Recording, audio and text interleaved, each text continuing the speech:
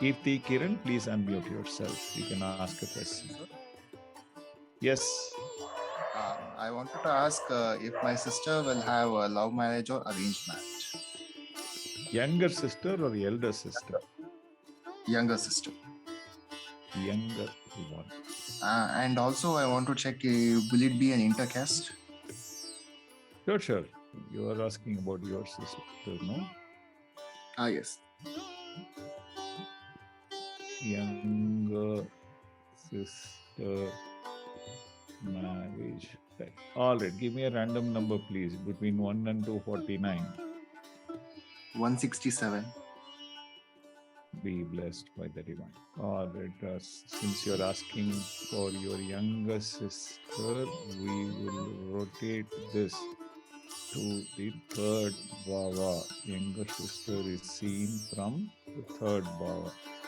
Now it's as if your sister is directly asking me a question. All right.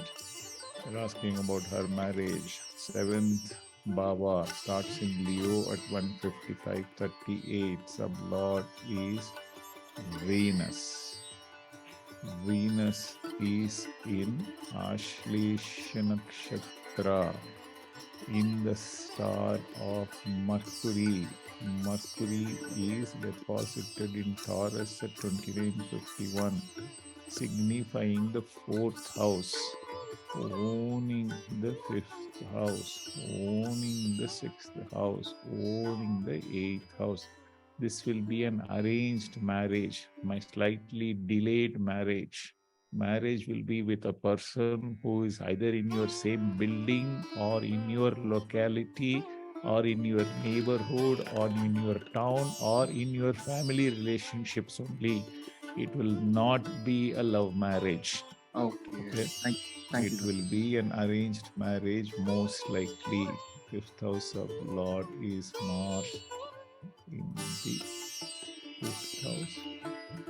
Sublord is Mercury in the star of Mars. Mars is denying marriage in the sixth house. So 100% love marriage not possible for her. Okay? You will have to arrange marriage for her. And the person will be a lean, somewhat nervous, but a brilliant person. Okay? Perhaps with a slight will be fair. Definitely will be fair because Venus has come now as the sublord. Certainly will be a fairly good marriage.